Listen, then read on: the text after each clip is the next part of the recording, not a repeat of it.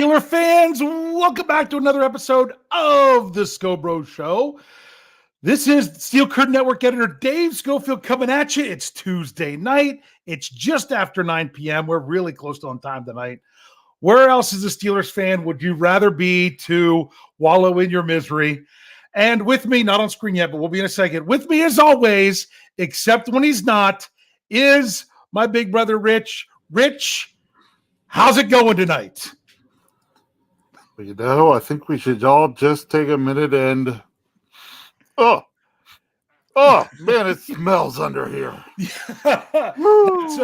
That's what trying to wash off the stench or whatever it was, like one of the things Coach Tomlin was saying. For those of you listening in audio form, yes, this is Big Bro Scho. He has technically, if you look at it, that's a Lito's pizza brown bag over top of his face right now, because that's kind of how it feels after this game. So, how you going? How's it going, Rich? As a Steeler fan right now, I'd like to keep this bag on for the entire show, but really it is hot to breathe under here. So I am going to remove the bag and show my face as a Steelers fan.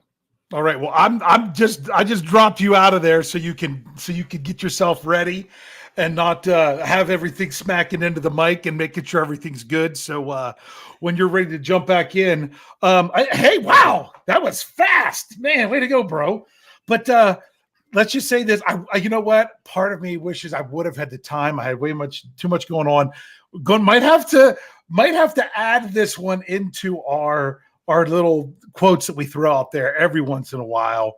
And that is Coach Tomlin, after his infamous good afternoon, he said, obviously it was a stinker. That's what he said. And it's like, takes a while to wash that stench off. But you know what? It's kind of miserable to have to be going off of a game like that. But you know what? Misery loves company. So we might as well hang out together, talk about the game, and be here for everyone else who's here with us. So we're going to get into this. We're just going to dive right in. There was some news today, some practice squad changes. They dropped 2 players, a running back and a cornerback, brought in a wide receiver, so they still have another practice squad position open on the Steelers right now. Coach Tomlin spoke today. We're going to dive right into. We'll talk about various things that he brought up as we go. The big thing, other than, let's go ahead and talk about this. Yes, it's news, but it's really just about the game. We already know Cam Hayward, Deontay Johnson, both are going to be out this week. Rich, thoughts? Cam Hayward and Deontay Johnson are both going to be out this week. Yeah. And likely beyond. So, well, let's just go with a typical Tomlinism here and say, well, now it's next man up. What's going to go on? I will say one thing. Cam Hayward being out, I hate for him to be out at this point in time. This is definitely not the time in his career where he wants to miss any time, but, that can't be changed at this point. I feel I'm going to agree with Shannon White on this one. Now, I will be one to say that Shannon and I don't always see eye to eye on things, but when we do, we see eye to eye on some of the weirder things. Okay. And Shannon was on the Hangover yesterday and was talking about how he feels better about filling in for a missing Cam Hayward this year than he did a couple of years ago when Tyson Alualu went down. Yeah. And you know what? I agree with him on that. Like, is there going to be a drop? Of course there's going to be a drop. If there wasn't going to be a drop, then whoever we put in Cam Hayward's place would be playing instead of Cam Hayward. Or be playing next to Cam Hayward. Right. So, to me, that's not the question. The question is how big is the drop? And I think that what the Steelers have going on this year, that drop is not going to be as severe as we had a few years ago when we lost Tyson Alualu for the season. I think that's a very valid point. I'm going to say that I feel that the Steelers have been preparing for life without Cam Hayward for probably at least a couple seasons now. Yes. Now it's almost like, well, first they brought in a 5th round pick in Loudermilk. He could be like a Cam Hayward. With a 5th round pick, that's more almost in case Cam doesn't make it too much farther. Then you up the ante with the Marvin Leal with the 3rd round pick. There you're starting to look at that. Maybe that could be something more in line, but I don't know if he's exactly that player. Then you get Keanu Benton last year as a 2nd round pick. They've been adding more and more with more pedigree over the last few years. I think it makes a lot of sense for them to do so. Steelers fans, we talked, so many people in our live chat would say this over and over throughout the offseason that, hey, you got to prepare for life without Cam. I think they were getting ready to do that. I really want to see some Keanu Benton. I felt that he flashed some really nice things in his first game, but as you get with young players, you can see the infamous P word, the potential, but it doesn't mean that they can sustain it, that, play after play, down after down, game after game. And that's something that they're going to have that they're going to have to do. But the Steelers, I mean, my goodness, that was probably one of their deepest position groups. But a lot of people were not happy with that position group in the game, which we'll talk about shortly. Anything you want to say about Deontay Johnson before we just really dive into the game? Just, other receivers are going to have to pick up those receptions. So it's, I mean, to say it's not going to hurt. Yeah, it's another one. Yeah, it's going to hurt. What can you do about it? Someone else has got to step up, or it's going to be really obvious that he's missing. We want someone to step up to the point where it's not as obvious. And now it's interesting because you could look at this and say, you know what, being without Deontay Johnson for a while, it's not like it's going to help the Steelers win games with him being out. But hopefully it's not super long, but he's got to be able to come back and do what he does. Because if he's not ready to come, don't bring him back and then have him not really be. I'm thinking of Keller Witherspoon last year when they brought him back right before the bye, which was not the right move because then he was just done. So you got to make sure he's good to go. But if, Kenny Pickett is like, you know what? I don't have a wide open Deontay Johnson. I'm going to have to throw it to George Pickens when he's not as open. Maybe that's a good thing. Right. Calvin Austin III getting involved. He's not Deontay Johnson. He's not. No. But I think he's going to be the guy that slides up into that role. He's just going to be different. It's not going to be the same. If you take some of these young, and I mean, Allen Robinson already showed that he can step up and in any way you need him to. If those players, if Kenny Pickett ends up getting a rapport and turning to those players in a way, because sometimes Deontay Johnson can really be a safety net. He could be kind of like what I said on the preview last week. He can be the binky. He's what's comfortable because he's open, because he gets open. So when in doubt, go to Deontay Johnson because he's going to get open. So if he doesn't have that binky, that safety blanket, that safety net, then he's going to have to find other ones. Then if you get that back and you have found other ones, you're just going to be a better team. Yeah, I mean, you want to talk about silver lining? That's the best thing I can say for silver lining there. Now, does it mean that the Steelers are going to have a lot of success while he's gone? That remains to be seen. So, but do I think the receiving core could be better when he comes back? I think they could be. So there you go. That's kind of talking about this game last week. Let's embrace the agony, embrace the suck. We haven't talked since the game. You don't really even want to talk about this game, but Rich, we kind of got to talk about this game. We do. All right. So where do you want to start? What's the one thing about this game that you think stands out in a bad, probably in a bad way more than anything? And now, before you think about that for a minute while I go over the topic of the show, because this is kind of what we're going to ask about with every little thing as we go along. Were the week one Steelers the exception or the rule? We didn't expect what the Steelers' first offense did in the preseason of, 5-for-5 touchdowns, or the defense where you could say technically when the starters were out there, they never gave up a first down. That was not sustainable into the regular season to happen at that level. But we thought we were going to see something similar to that. Are those the real Steelers, or is what we saw on Sunday afternoon the real Steelers? And we're not going to get this answer for at least another 6 days and possibly even beyond. But in 6 days is when we have an opportunity to. So we're kind of, as we talk about these things, is this going to be, was this, when I say was it the exception or was the rule, is this really who the Steelers are? And the exception was what we saw in the preseason. Or are they somewhere more on that level? And this was just the exception because of, the way a quality opponent, the way the game played out early, not being ready to smack the other team in the mouth, and therefore you got smacked in the mouth, those kind of things. All right. So what do you want to talk about first, Rich? I don't know what would you like to talk about first, Dave, because I know at some point you have a soapbox you want to get on, and we'll get there. Yeah. We'll get there. We don't have to start there. I didn't tell you about mine, but okay. Okay, go ahead. So we'll let you start. Here's the first thing. I'm not going to go up on my soapbox yet, but here's the one thing I want to bring up in the game.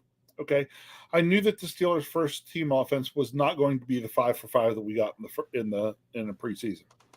But I also didn't think it would take the Steelers until inside the 2-minute warning and the 2-minute drill before they could pick up a first down. Yes. Yeah. I mean, there's not really more to say about that. That was awful. Yeah. Just 3 and out, 3 and out, 3 and out, 3 and out, 3 interception, 3 and out. It's like yeah. And I'm still, unfortunately, I haven't got to see the game again since seeing it live. Because I have to see it on. I'm not like you. I wasn't not like most of the country that was in the area where they got the Steelers game. I got the Commanders game. So, but I now have Sunday ticket. So, but I can't DVR it. So I would have to wait. And I completely forgot to look up when the replay would be, where I would possibly tape it. But do I really want to watch that game again? No. But there are a couple things I would really like to go back and look at again. For example, some have said, Deontay Johnson, he fell down and the interception and all. If it wasn't for that, he would have caught it. I'm like, maybe he wouldn't have caught it. Probably would have kept the defender from getting the interception, something of that nature. Oh, he's got to not be able to fall down on that. But I also saw others say Deontay Johnson fell down because he was having to adjust to a poorly thrown ball. I haven't been able to actually go back and figure out what that really was. But I wouldn't be surprised either way. Well, you brought up Deontay Johnson and slipping and going down. Let me bring up my second smaller soapbox I wanted to get on to for the night. Okay, I've really come to the decision that having both the Pitt Panthers and the Pittsburgh Steelers play on the grass field at Acrisure Stadium is a mistake. Especially so close to each other. I mean, you're talking a night game and then an afternoon. Panthers played there Saturday night. Steelers turned around and played the next day. It was raining during the Panthers game. The field got honestly tore up pretty badly. And you could actually, if you looked closely on the broadcast, could see where there were places where they just filled in with sand and painted it green.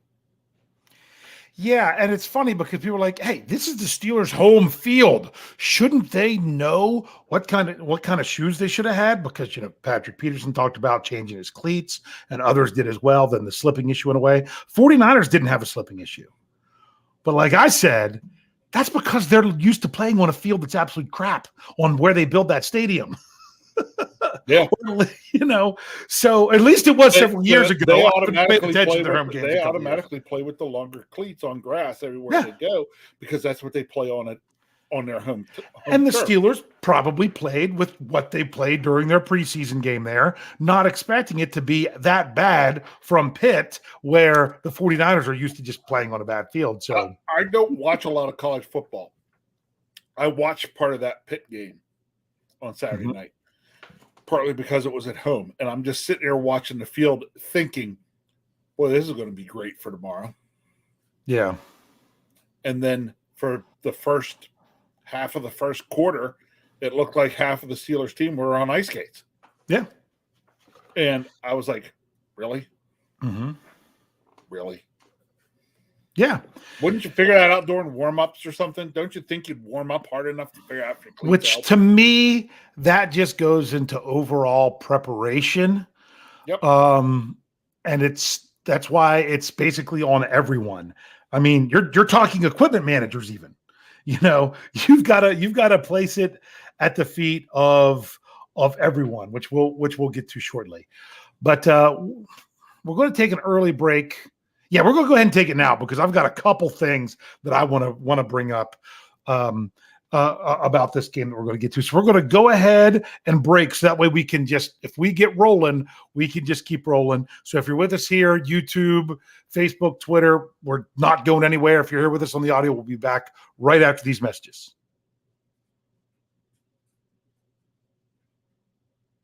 All right, Steelers fans, we are rolling on talking about what was the Suckfest at Acrisure on, I mean, wasn't that great Saturday evening, was it? Let alone Sunday afternoon. Right. So that was back-to-back big disappointments there. I saw the score to that game and kind of how things were playing out. But, yeah,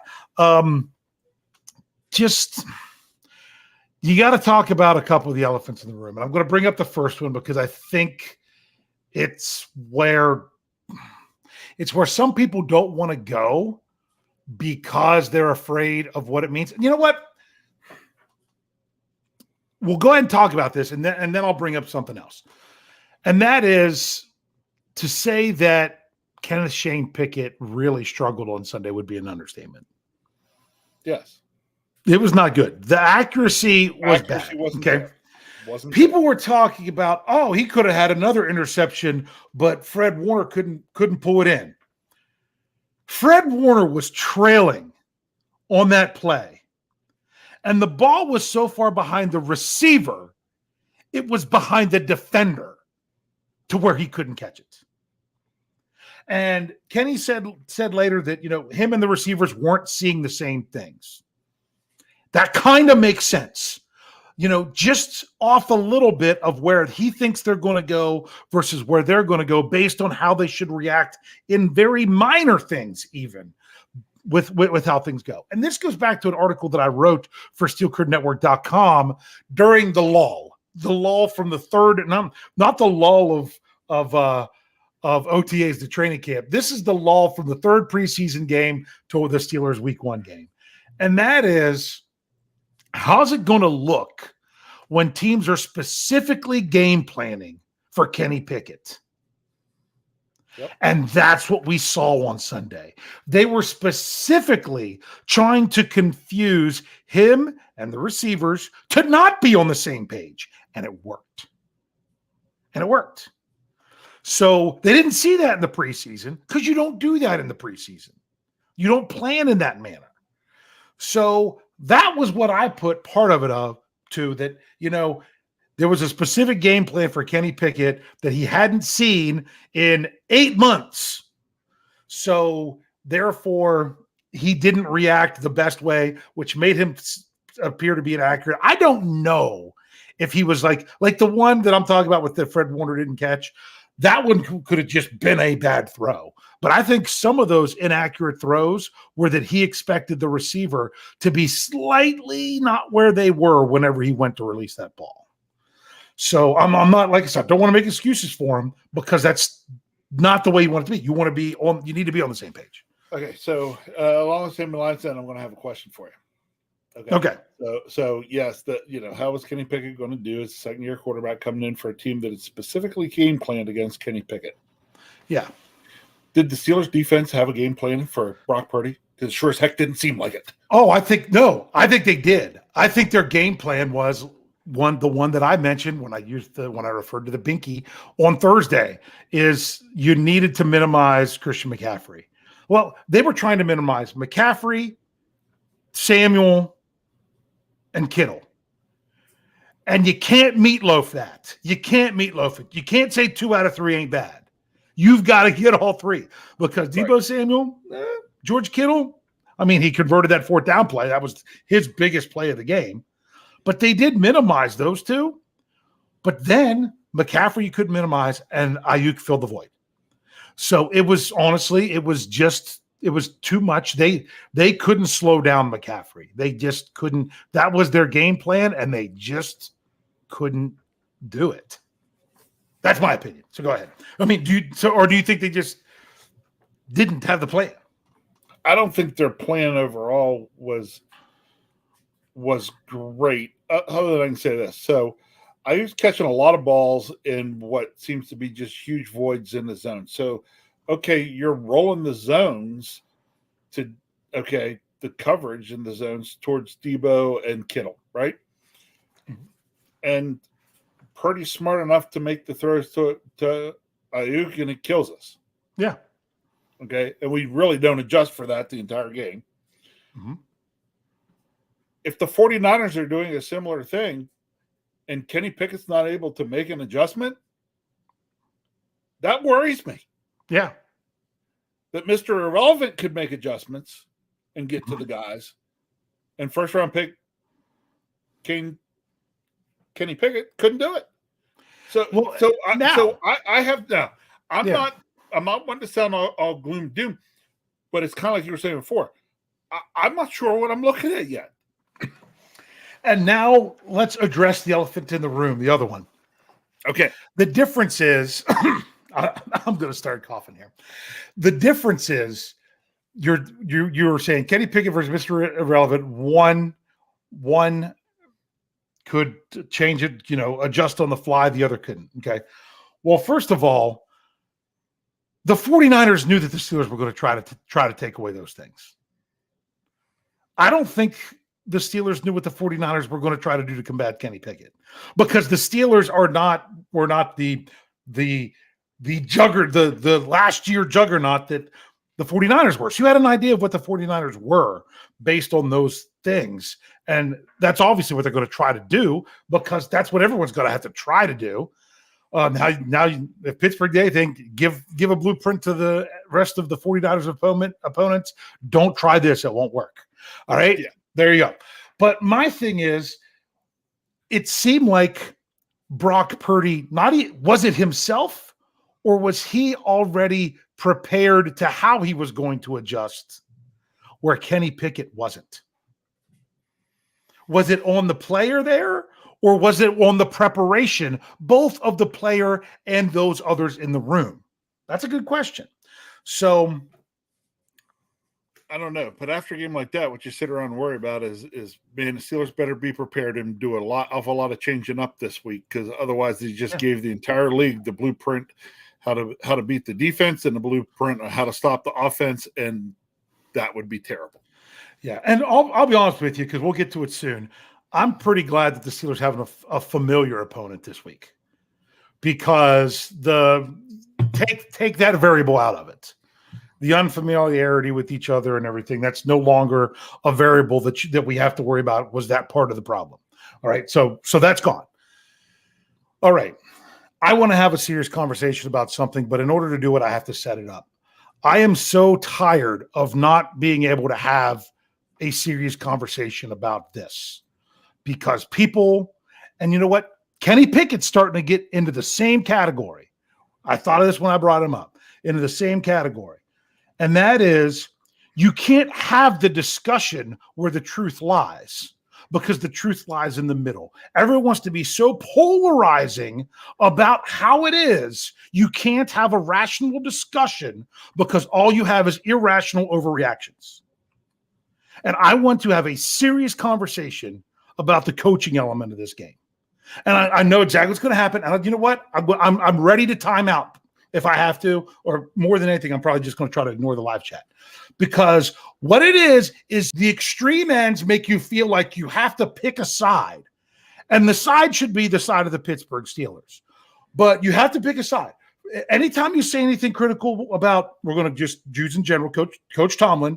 Okay. Anything critical about Coach Tomlin, Oh, you're just one of the Tomlin haters. Anything you say anything good about Coach Tomlin, oh, you're just a Tomlin apologist. Okay. Guess what? A coach can have both good and bad things, and you should be able to talk about them without the ridiculous bipolarism of the whole thing.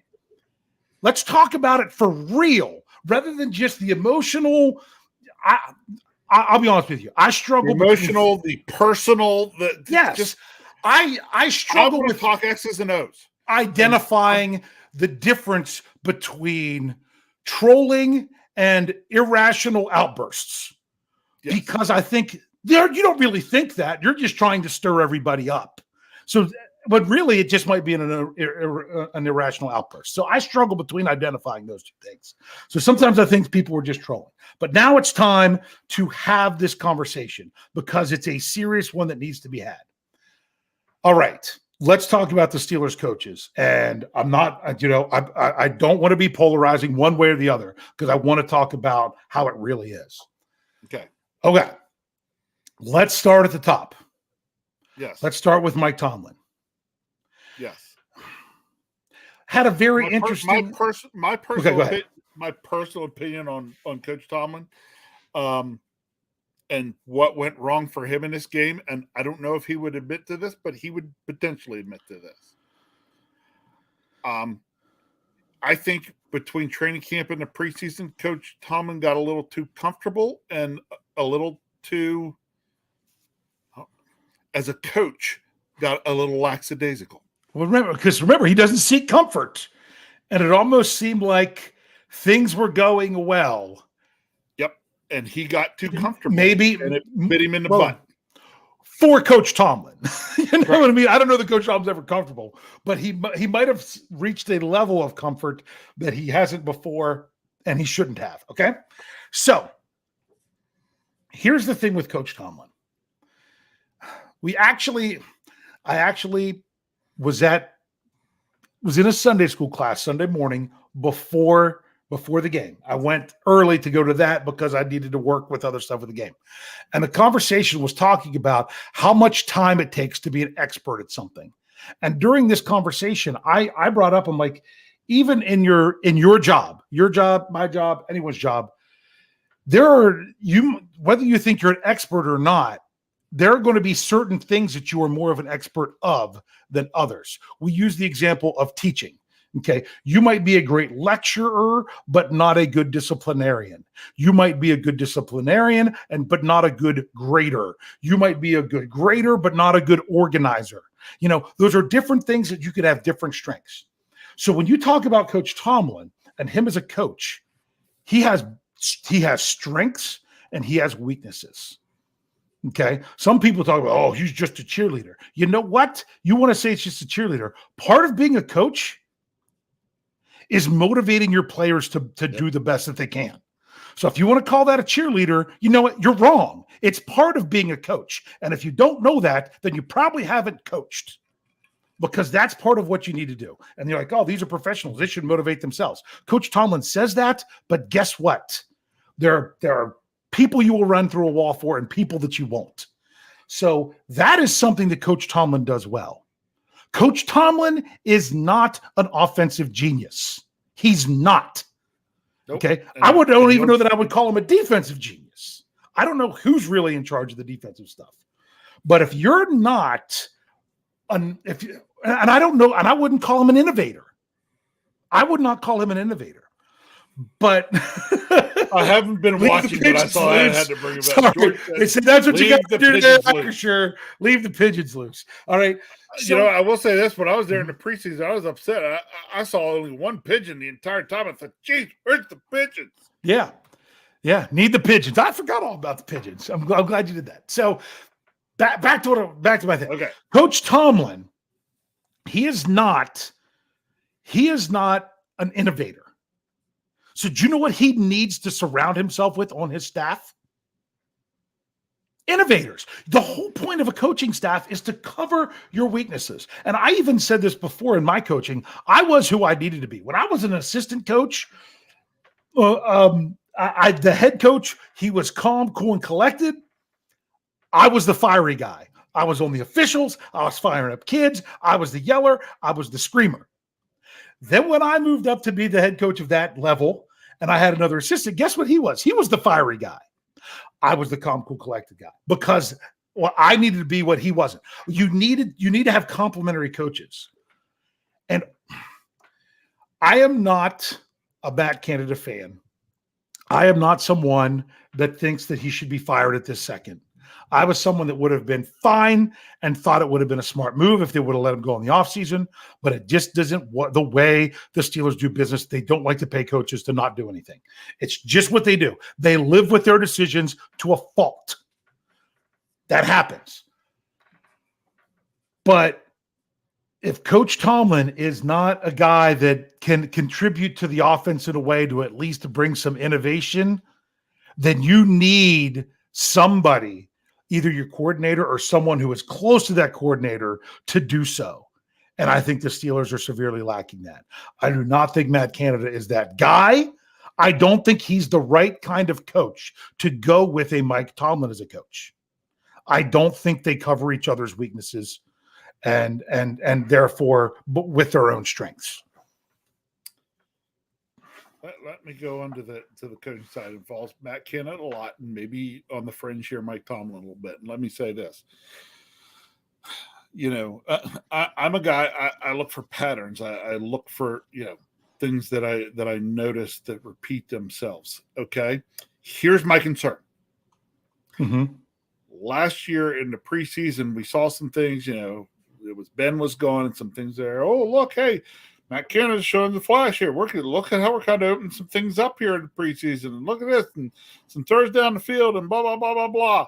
And we get to the regular season first week, gone. Mm-hmm. Right? And we let it interferes. Okay. Okay. We're in this preseason and we're seeing those same things. Pushing the ball down the field and some stuff like that. And then suddenly we get to week one, and what was the game plan? The same exact game plan from week one last year. Yeah. Hey, it worked week one against the Bengals. Let's do it now. I'm not laying this all on the coaches because the coaches weren't the ones out there throwing passes behind people. They weren't throwing the pass behind people. They also weren't doing any favors. They weren't whiffing on blocks and whiffing on tackles and things like that. So it is not all on the coaches. But to me, from the coaching standpoint, that was a disappointment. Yeah.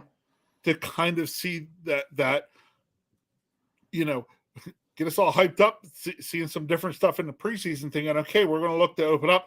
And then we get to the first game, and the play calling was the same old.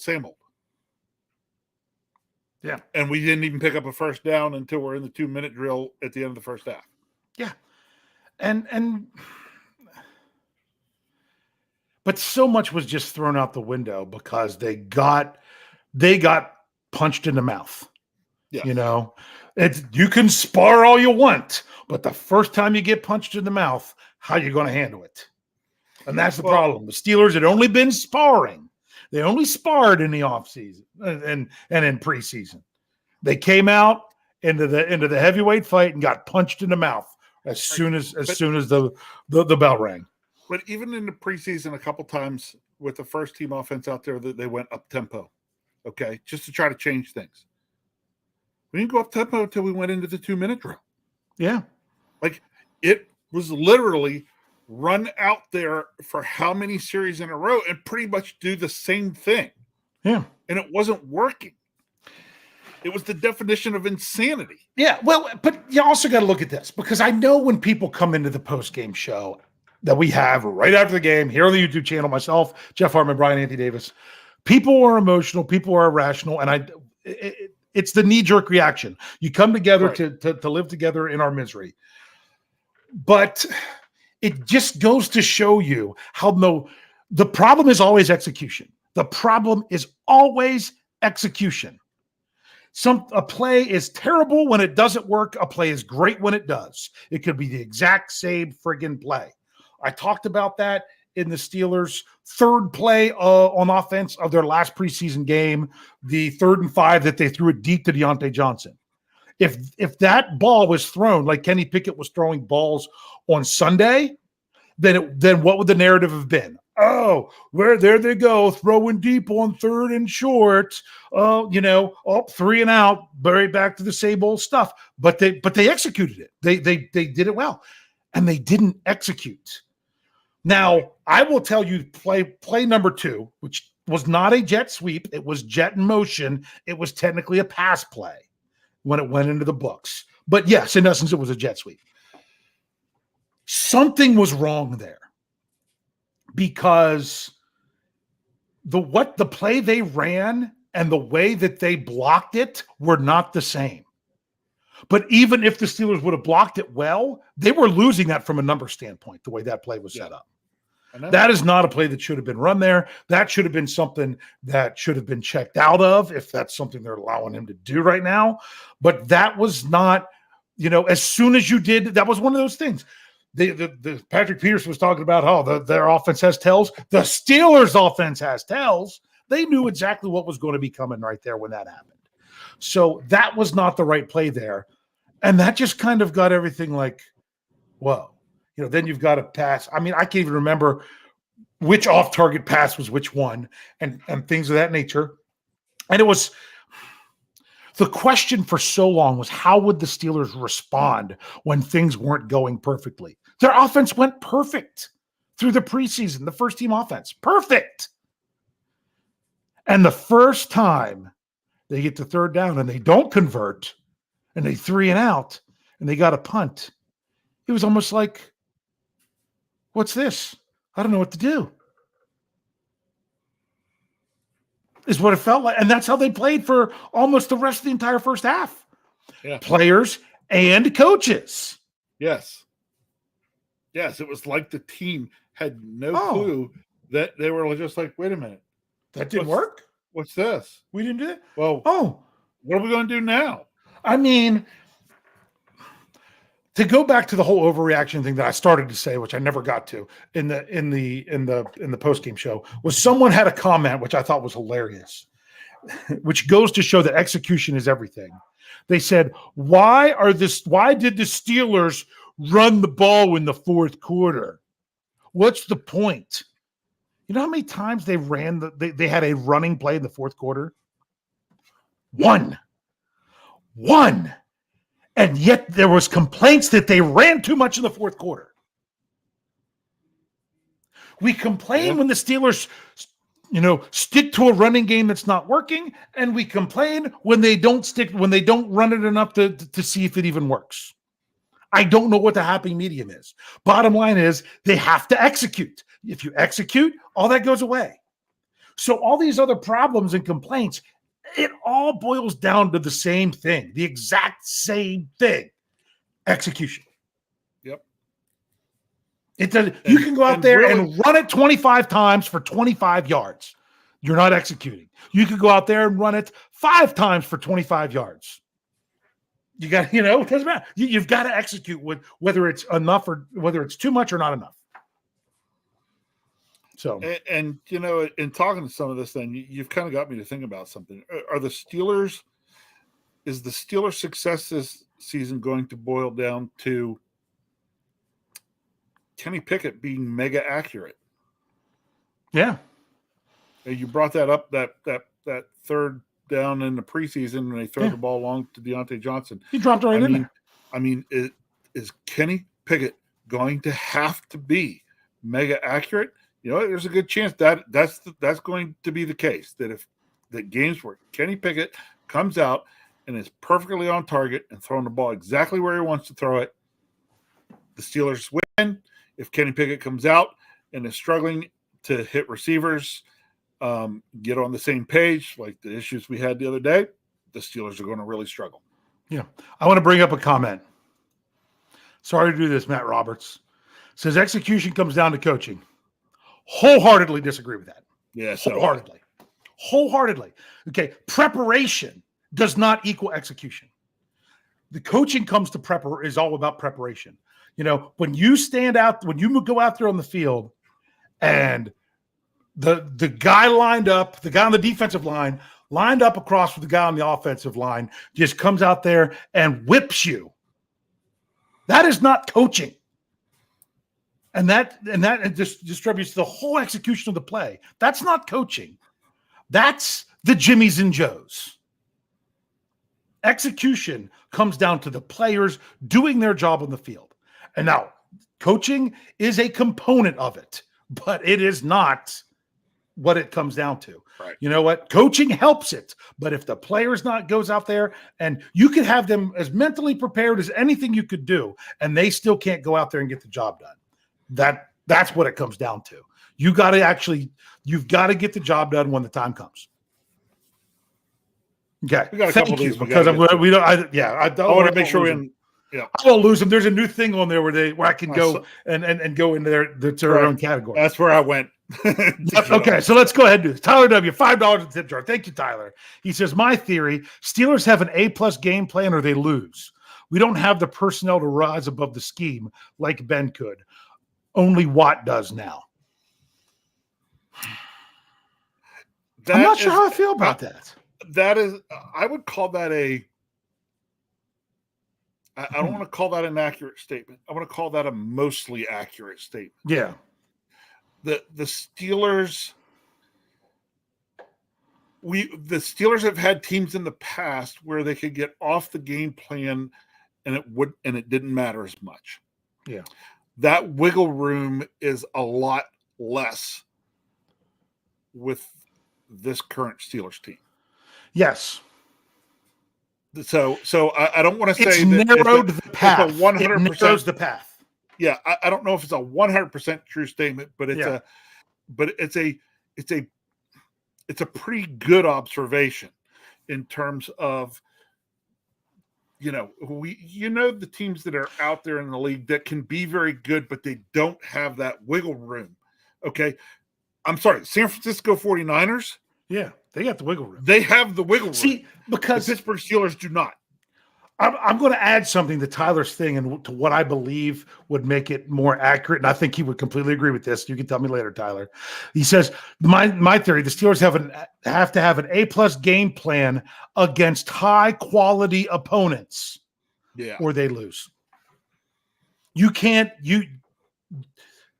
They are not good enough. The coaches are not good enough without the players, and the players are not good enough without the coaches. They all have to come together with the game plan and the execution of it if they're going to beat a high-quality opponent. The Steelers faced a couple high-quality opponents last year. The ones we like to talk about the most, that I keep bringing up, is the Bills and the Eagles. We saw how that happened, and the Steelers showed the same thing with this one, and that's what was disappointing. But they had to have an A+ game plan and the personnel pulling off that game plan in order to be able to beat the Niners. But I thought they could beat the Niners because it looked like they were bringing that all together during the faux football, Yeah. period. And basically the game plan looked like a Levi Wallace tackle. They just kind of whiffed. Yeah, wasn't there. All right, here's another one. We got $2 dingo dollars from our buddy Marky D. Steelers Nation Love Australia. me some dingo dollars. Yeah, he says, we complain about everything. No, it's just, you want to know what went wrong. And the thing is, it's so many times, it's just one little thing. You could have the play blocked great. The receiver could run the route super crisp. And if the ball's off a little bit, not only is it going to probably be an incompletion, it could very well be an interception. One aspect of everything makes it go. In order to have a successful offense, it all has to work together. Now, there are some times that it's designed that, hey, if the guy on the backside, we would like him to try to reach and go get that block. But if he doesn't get that block perfectly, then we only get a 5-yard gain instead of a 15-yard gain. Sometimes you get things like that. But for the most time, it takes everything. It takes everything. We got another one here. We got Kyle Smith. Okay. I want you to answer this question here, Rich. Yep. It says, why do they keep trying to move Minka around? It has never worked. When does let's go ahead and answer that one first, and then we'll move on. Right now, the way Mick is playing, I'm worried with some of that has to do with the safety personnel Yeah. and the packages that they're running right now. I'm not totally sure what I think of that. Actually, I know who I'd love to hear weigh in some more on that with some film to back it up. That would be Coach KT Smith. Would love to get his take on this, and with a little bit of some of the film work he does to back it up would probably help me set my thoughts on that a lot more. Only because I trust KT to really show me what I think, either show me what I think I'm seeing or show me where I'm seeing things incorrectly. I'm not sure I'm seeing it well enough right now to get too deep into that. Yeah. Yeah. I mean, I might be able to answer that better. Actually, I might be able to answer that better next week after I've sat in stadium and watched a game. Yeah. Because I have a hard time picking up safety play on television. It's just when I'm watching games on TV. Yeah, it really is. Safety play is not something you're not going to get the same. You're not going to get the same view now. You're on the side. You're not in the end zone where you really get the good safety view of the safety play. Oh, yeah, except for one thing. What? I'm still really way up high and looking. That's down, true. so you are pretty high, so you get that. So yeah, yeah. So to me, yeah. If they wanted to do the same thing with Terrell Edmunds, he left for so cheap. You should have just kept Terrell Edmunds. I don't know. I'm hoping this was just something specifically because of everything with the 49ers, that they will have a different game plan with Minka. So next thing that Kyle says, when does Man Moore get sacked? And he says about worst rated OT by PFF. And then they said about Kenny got his head smacked again. Dan Moore did not have a good game, but it was really interesting how Coach Tom talked about it. He said how he thought the guys up front with pass protection did the job that they wanted them to do until late in the game when everything got one-dimensional and they could just tee off and go do their thing. Yeah. The Steelers held I said the wrong one. Nick Bosa. It's Nick, right? I almost said Joey. Yes. Nick Bosa in check. Yeah. They held him in check. That was their goal, and they did that, regardless of where he moved to. They did that. Now, here's what's interesting. I mean, would you say? I mean, Bosa was all but shut out of the. Didn't have any sacks, anything like that. I think he might have had he might have had a pressure or two, but that's right. it. He was there and he played, but he was for the most part a very low impact player. Yeah. Now, someone who I felt had a lot of impact on the Niners defense running around in the middle of the field was Fred Warner. Now, you brought up how Dan Moore was the worst rated offensive tackle by PFF. Yeah, I do the reports on PFF. I know, I got this. I did the article today and everything else. I mean, my goodness, the left side of the Steelers' offensive line were the bottom, center, guard, tackle were the bottom three scores. I didn't argue much with the Steelers' scores with where they fell with each other. But remember, PFF is just an opinion. It's an opinion based on looking at every play, but it's just an opinion. To show you how much PFF doesn't necessarily get it right, who do you think was the highest ranked defender for the San Francisco 49ers in that game, Rich? Oh, well, let's see. I'll just go out on a limb since it's PFF. Mm-hmm. And, I know how much they love Myles Garrett when we shut him down to nothing and give him wonderful scores. So let's just say it was Nick Bosa then. You are correct. It was Nick Bosa. Right. Who was their lowest rated defender for the San Francisco 49ers? The only one with less than a 60 score. Probably the guy that got 3 sacks. No, it wasn't that guy because they'll do that. Then they probably said Fred Warner. It was Fred Warner. Who was all over the place. Joey. Nick Bosa was the best defender on the field for the 49ers, and that Fred Warner was the worst. That is not what happened in that game. Not what I saw. That doesn't what happened in that game. That is a joke. That's a joke. So, yeah. Wow. Isn't that ridiculous? That is ridiculous. So That's ridiculous. to me, I thought they did all right with the Steelers scores this week. But I wanted to peek over at San Francisco's, and when I saw that on defense, I'm like, I can't even trust what they said for the Steelers now. Nick Bosa was middle of the pack, and Fred Warner was in the top third. Yeah. I mean, that's easy. Yeah. It really was. He was all over the place. I don't know what else they wanted to do. Okay. Rich, we haven't even turned the corner because so much of turning the corner is fixing of what happened. Yes. So I'm sorry I can't went up. And like I said, the Steelers, you're stuck with this year. People are saying you're going to fire. No one's getting fired. They're not firing anyone now. So you can scream all you want about it. It's not going to happen. Okay. But that's what happens after the Steelers lose, especially a big loss. You want to fire everyone. You want to bench everyone. Well, you don't have better players to put in, and you're not going to find someone that's going to come in. I mean, you could argue that someone else could maybe step in and do a better job, but it's just not the way they're going to do it. Okay. So sometimes you just have to accept reality. But I am going to say that I just don't think that Matt Canada and Mike Tomlin together bring enough innovation and dynamic play.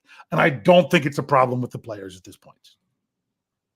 Now, maybe they had more innovation and more dynamic play that we were supposed to see in week one, and the inaccuracy of Kenny Pickett didn't allow them to do it. I don't believe it. I don't believe it because I'm not going to say, oh, it would have happened if. Not going to believe that. Okay, I'm not saying it's impossible. I just don't believe it. So I'm getting all wound up tonight about everything. But it was really nice to be able to talk for real about coaches and not have this where you have to be one extreme or the other. Because I will say there are so many people that wish more than anything they could play for Mike Tomlin. And you hear the speeches and all that, and that is his strength. The problem is he has to have the right people. He has to be able to identify his own weaknesses and bring in the right people to cover them. And that's the mistakes that I think that they made. And I don't know and my concern is that it won't ever get fixed. And I'll believe it when I see it. Because to me, they're 0 for 2 in their last offensive coordinators. So, yeah. Oh, okay. I'm not even going to bring it up, but I'm going to pick on somebody in the live chat. John Stevens, he kind of says, "Sorry, not sorry. Canada's got to go ASAP." He's going to keep. It's not going to happen. Look, you can have the right, and you can keep saying it, and I'm not going to take that away from you. You can keep saying it, and I'm just going to then just keep telling you, keep saying it. It's not happening during the season. It's just not. They won't fire him. If anything, though, they will under the radar, without trying to let anyone know, take various responsibilities from him. Right. I'm not saying that they wouldn't do that. Right. But I mean, my goodness, they basically, years ago, before they hired Mike Munchak, they literally had an offensive line coach that came into work every day and did nothing because they took everything away from him. And that's how Sean Sarrett started off with more responsibilities with the Steelers because they were done with him, but they weren't going to fire him. Right. If anything, that should tell you how it's going to be. So if you think in week 10 or 11 that Matt Canada is not going to be sitting in the press box, keep thinking it because that's not going to be. Now, if he's in the press box, guess what? He might not be the one who's in the quarterback's helmet feeding them the plays. That we'll never know. Yeah. I would love if they would change things, but if they do it, they're going to do it so low profile, they'll do everything to keep us from finding out about it. Yep. Exactly. So, I mean, because really, how much do we know now? They keep it low profile. We don't know. Like, we still don't know. People still think they know and talk like they know. They don't know. You don't know how much input Mike Tomlin has on the defense for real. Mike Tomlin's right. He's got his hands at everything. But people that say, well, Tomlin calls all the defensive plays. We don't know that. People have assumed that at times, but we don't know that because they're going to do everything they can to keep us from knowing that. So, yeah. All right. Turn the corner. Turn the page. We're already running real late with that, but there they are. But it's funny. So it is frustrating because sometimes we put so much more on the coaches because we feel like that's the easier fix. What's easier, to replace your offensive coordinator or to replace your starting quarterback? Right. What's easier? I mean, really. So, and not only that, your starting quarterback that's supposed to be your quarterback moving forward for the future. Because let's say, oh yeah, well they could always just go to Mitch Trubisky or Mason Rudolph, like people talk to and everything. That's not your future. You would be starting over. You would live in the present to restart your future, and that's really really difficult to do. So I want to be critical of Kenny Pickett for this game. But that doesn't mean that we write off Kenny Pickett. Just like one game does not a season make, one game does not a career make. Okay, right. Kenny Pickett can come out and rip the Browns a new one on Monday night, and we'll just say, "Oh, that just goes to show how good the 49ers are," and we'll be all. I look at it this way: Kenny Pickett may have been there, and the accuracy wasn't really there on this weekend. Okay, and I've got the perfect analogy to look at. It's like, you know. I'll just pick somebody. So, Roger Clemens. No, better than that. Greg Maddux. Greg Maddux was known as a pinpoint accurate pitcher in baseball. Greg Maddux will tell you there were times that he went out and took the mound and did not have it. Mm-hmm.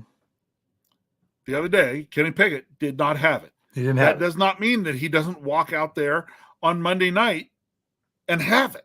Yeah. It can work that way. Yeah. I mean, especially when you're talking about a player that's at the beginning of their career. I mean, my goodness.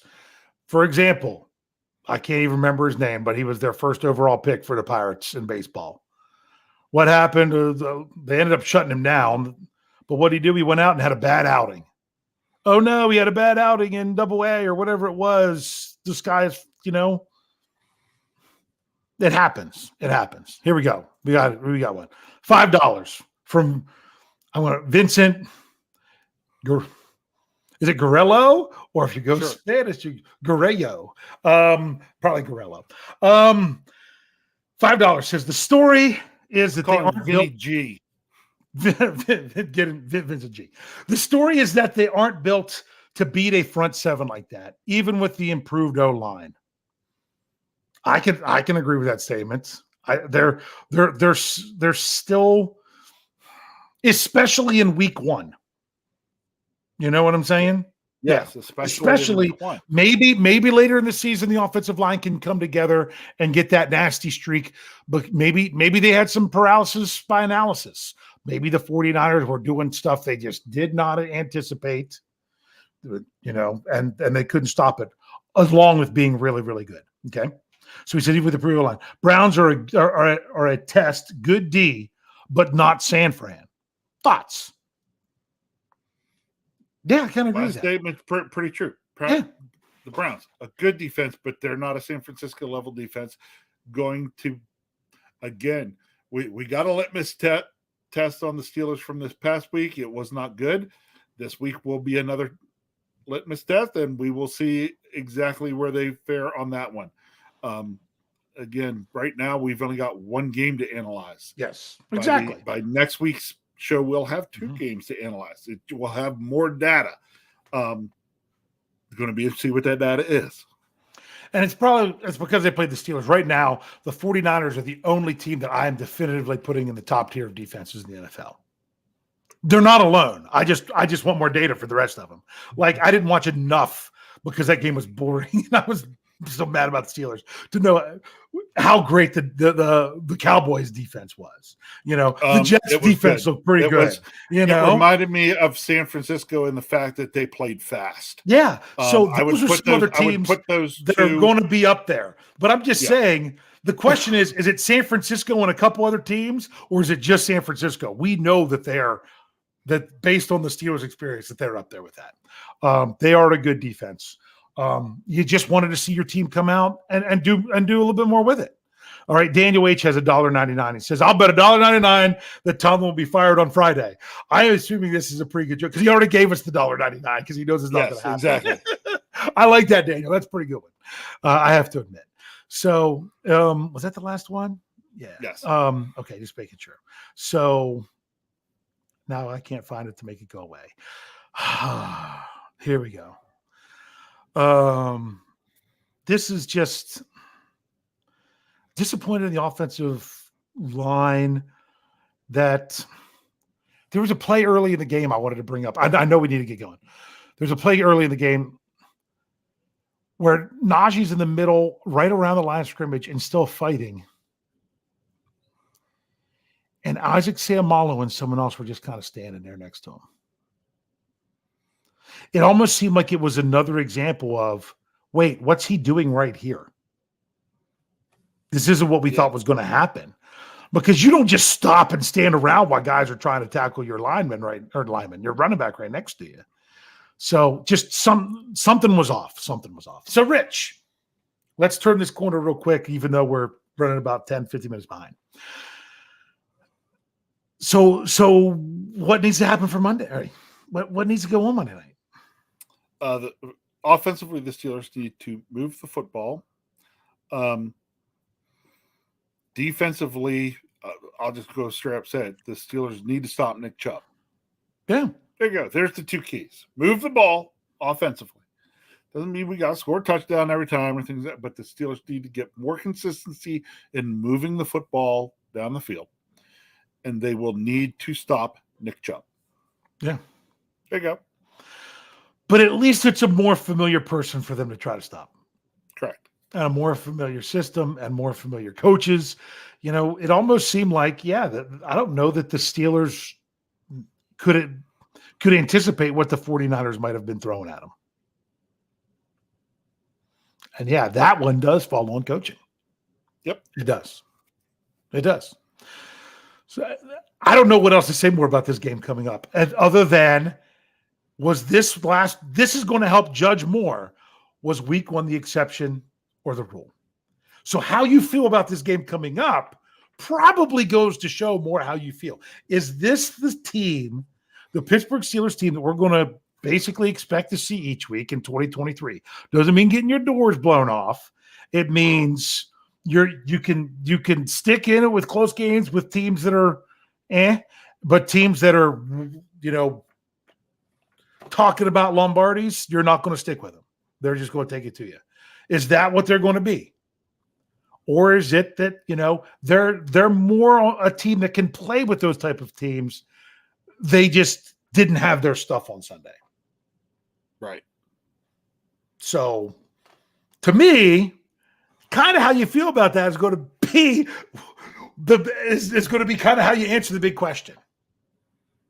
Rich, are you ready to do it? Yeah. What's your score prediction for Monday night? All right, Monday night. You're going to be there, so that's going to make a difference. I will be present in Acrisure Stadium. My daughter and I are going to the game. We are looking forward to it. I expect to see a much better football game. I expect it to still be a very close football game, as a lot of times games with the Browns are, and especially talking early in the season.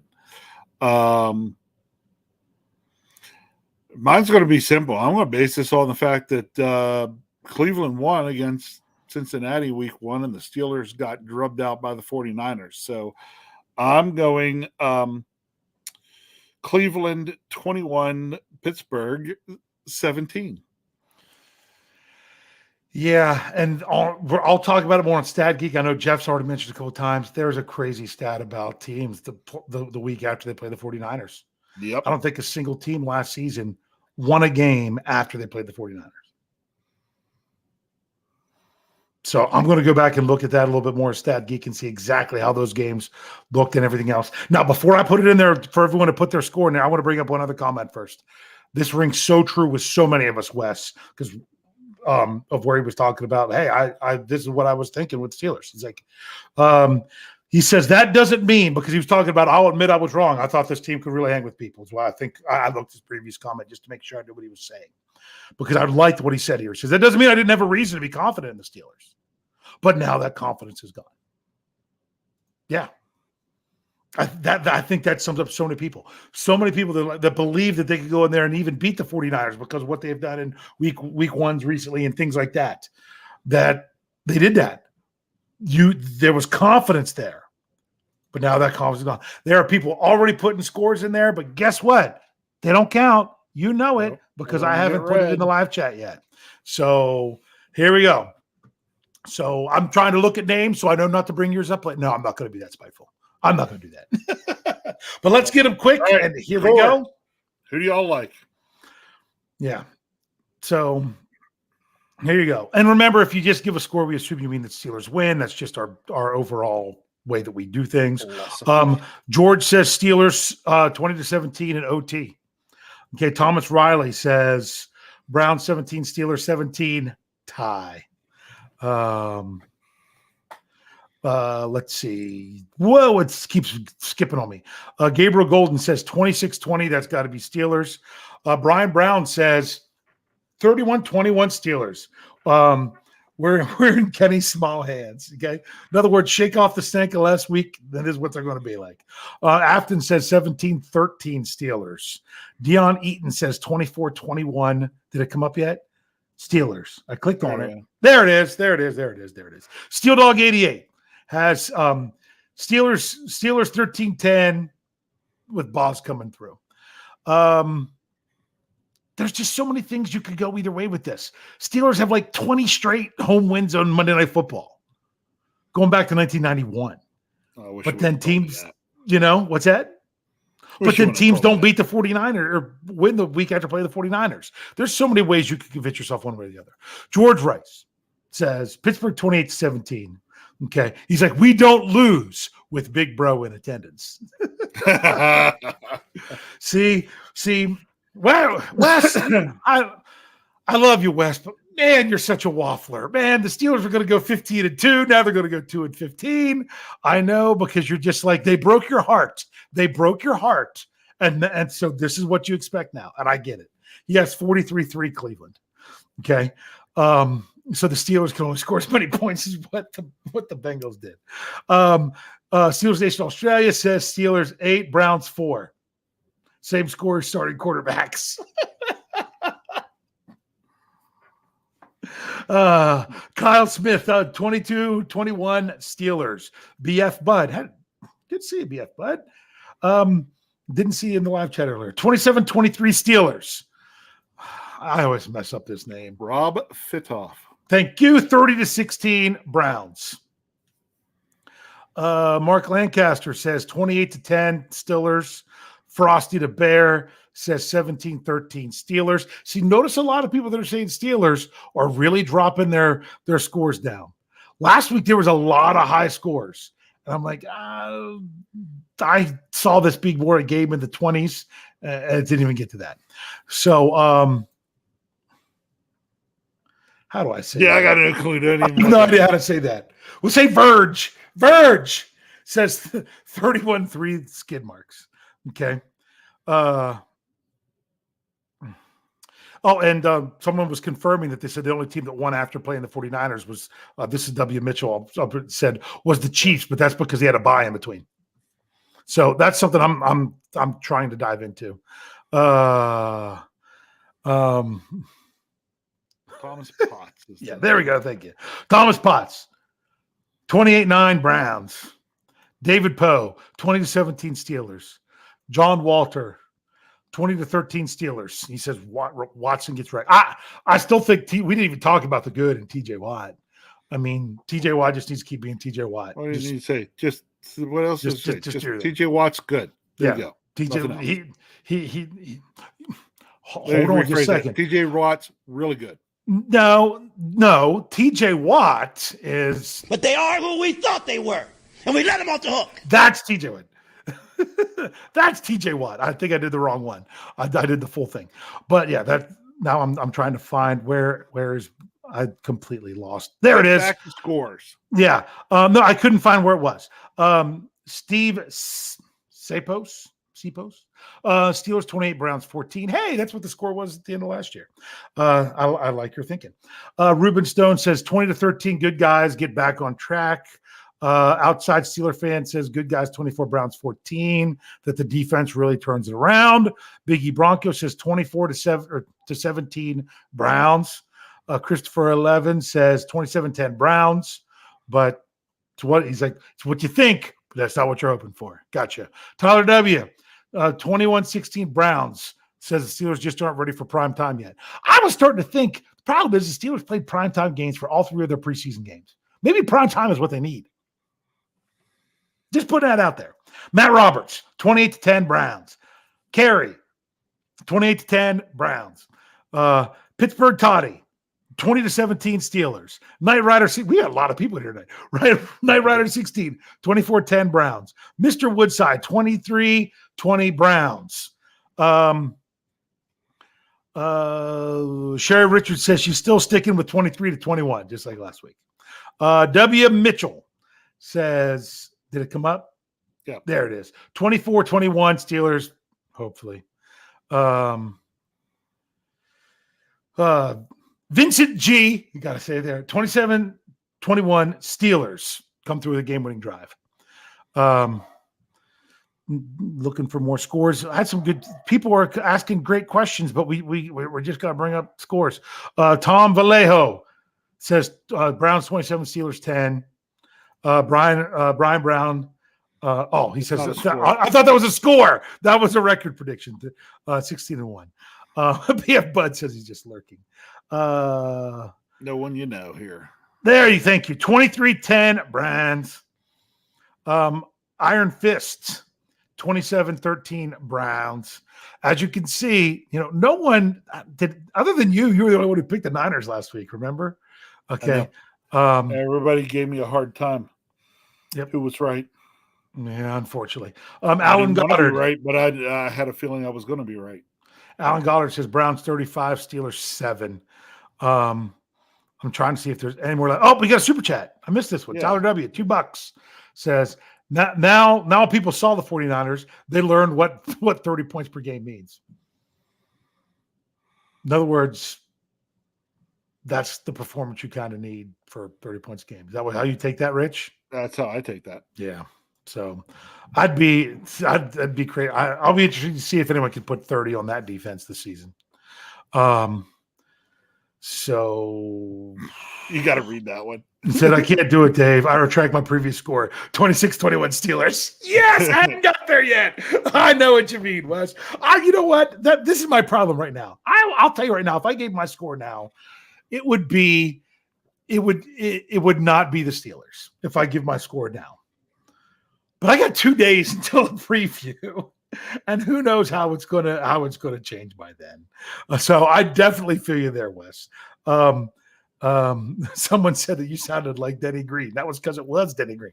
That was Richard Adamson says 17-14 Steelers. I could, I think that's kind of what it's going to take. Would it be nice to see the Steelers come out and just the offense just go explode and be like, whoa, this is what we were waiting for. But I don't even need I'd love to see it. I can't predict it. I just need to see some good plays, some good drives, some points on the board. They need to restore my faith in the offense because it was that bad. So, yeah. What was I going to say? George Rice said something I want to kind of bring up. He said last week nobody would have picked the Browns. You're right. Last week the Steelers were favored in this game, and now they're not. Yeah. That's how it goes. Yep, exactly. But you know what? We're going to continue to bring it. We're so close to the last game. We haven't really, usually we're more the transition show, but the next game is an extra day away. So that's why we really did focus more on the last game, which means that our schedule, it's going to probably hold pretty true until the weekend with our podcasts. And then some things might be tweaked. We'll talk about that later in the week as we get to go on that. Next week, we'll be on a compressed schedule. I assume we'll still be Tuesday night, but we very well might be the second of 2 shows. We've done that in the past. If we don't get bumped to a different, back a night, I've got to talk about that with the powers that be. Right. We could see an early, regular 5 o'clock hangover followed by the 9 p.m. Scho Bros. We'll see. Yeah, but that very well could be it. I just hope the overall tone is going to be different. I mean, I just want to feel different because Yeah. that was such a terrible, terrible game, such a shellacking. I just don't want to feel like that again. It was rough. Yeah, and the thing Give me some hope. There was no there- hope coming out of that game. I need some hope. And the problem is this. It's the one problem with it being the Browns is that if almost any other, if it wasn't an AFC North team, you could maybe even go into this game and say, you know what? If they don't, it's a quality opponent. If they don't win, maybe you can still take something about them going in the right direction. Not with the Browns. No. You know, probably only going to feel, I mean, you might feel a little bit better about the trajectory, but you're not going to feel that much better if it's not a W. Yeah. Really. Because it's the honestly, Browns. if you're going to, I mean, not only is that the best team, probably the best team the Steelers are going to face all year, possibly the best team, it's a non-conference opponent. So it hurts the least, other than the fact you dropped one of your home games, but you had an extra one this year. So, you know, then if you turn around and lose a division game, that hurts. Yep. So we're going to see. Is what we saw as the potential during the preseason, is that spark still inside the Steelers? I mean, yeah, everything's vanilla, but they just had a different spark about them that they did not have in this game. Is that spark still there, or was that the exception? Or was it, hey, bad outing, got to do better next time? That spark's still there, and let's see it. All right, Rich, what do you want to say here to close this out tonight? Really, I just ready to move on. Yes. Really, that's where we are. We're ready to move on. So we got to wait that extra day. Got to get across to Monday before we even get the chance to move on. Hey, I'm going. I'm going to be sitting there. I'm going to have my terrible towel. I'm going to be, screaming my brains out like I usually am. And, somebody mentioned, hey, maybe our chances are better because I am going to the game, but Kyle is not. Kyle was cursed there for a little while. Yeah. But, in the end, we're going to go play. I'm going to cheer for my Steelers. And really my hope is that I come back here on Tuesday night and get to breathe in that sweet smell of victory. Can't wait.